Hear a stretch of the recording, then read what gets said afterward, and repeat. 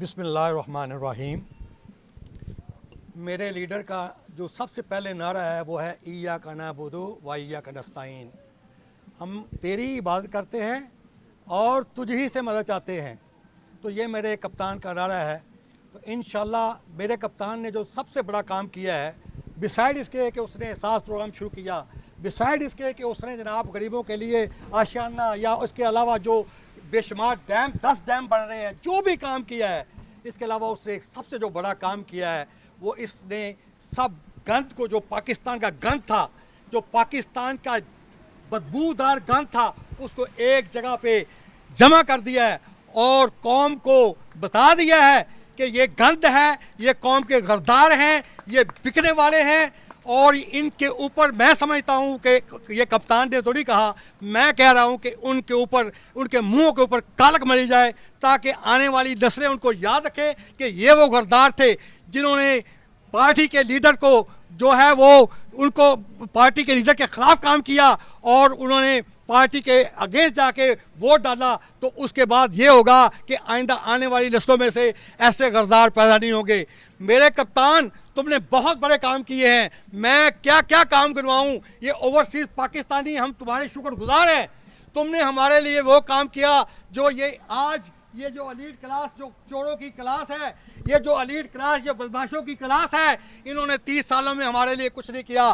آپ کا شکریہ کہ آپ نے ہمیں ووٹ کا حق دیا، آپ کا شکریہ کہ آپ نے ہمارے لیے ایک ایسا اکاؤنٹ کھلوایا جس میں اپنی رقم جو ہم جمع کروا سکتے تھے اور پوری دنیا میں جہاں چاہتے تھے ہم کو خرچ کر سکتے تھے، ڈیجیٹل اکاؤنٹ۔ تو یہ ہے عمران خان کا کارنامہ۔ میں کون سے کارنامے گنواؤں؟ یہاں پی آئی کی سروس شروع کروائی، یا ہم اوورسیز پاکستانی کن چیزوں کو، کس چیز کا ہم شکریہ ادا کریں گے اپنے کپتان کا۔ اے کپتان، میں تجھے سلام پیش کرتا ہوں، میں تمہیں اپنے شہیدوں میں بھی دعا تمہارے لیے کرتا ہوں، اور تم میرے لیے نہیں، تم بے شمار لوگوں کے، پاکستانیوں کے دلوں کی دھڑکن ہو، تم پاکستانیوں کی اوورسیز پاکستانیوں کی دھڑکن ہو، اور میں سمجھتا ہوں کہ تمہارا جیسا لیڈر نہ ماں نے آج تک پیدا کیا قائد اعظم کے بعد، اور نہ انشاءاللہ پیدا کر سکے گی۔ ابھی بھی وقت ہے قوم، ابھی بھی وقت ہے، سمجھ جاؤ کہ جب لوگ پوری دنیا دیکھ رہی ہو کہ باپ ڈاکو جو ہے، جس کے اندر کیس چل رہے ہیں، وہ پرائم منسٹر بنے گا، اور اس کا بیٹا جو جیل کی ہوا کھا کے آ کے بیٹھا ہوا ہے وہ چیف منسٹر بنے گا۔ شیم آن یو۔ یہ اور جو زرداری، وہ مافیا، یہ جو بیماری، جو مافیا جو ہے، یہ کہاں گئی ان کی بیماری؟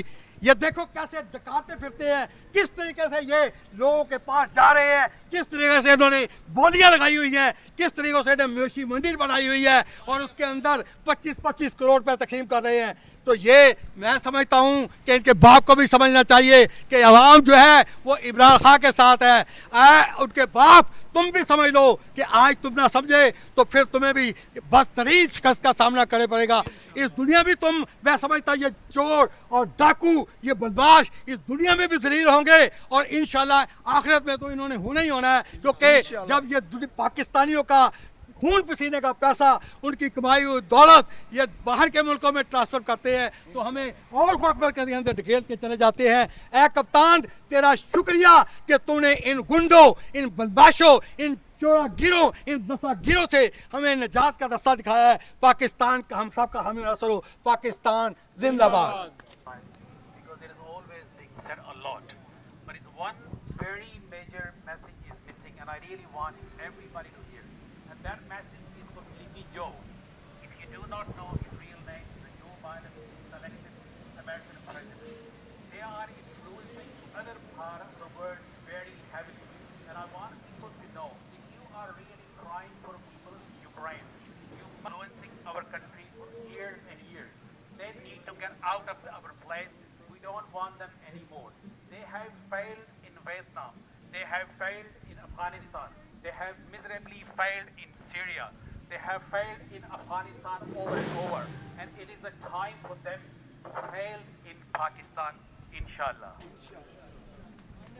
جن میں وننگ مارجن اتنا کم ہے، جس طرح میں نے N21 کی مثال دی، 35 ووٹوں سے ہارے اور وہاں پہ 60,000 کے اوورسیز پاکستانی ہیں۔ اوورسیز پاکستانی ڈسائسیولی اس کو سوئچ کر سکتے ہیں۔ 10 50 35 90 anyone else 70 anyone else چلی جائے گی ویسے Ladies and gentlemen, get ready for this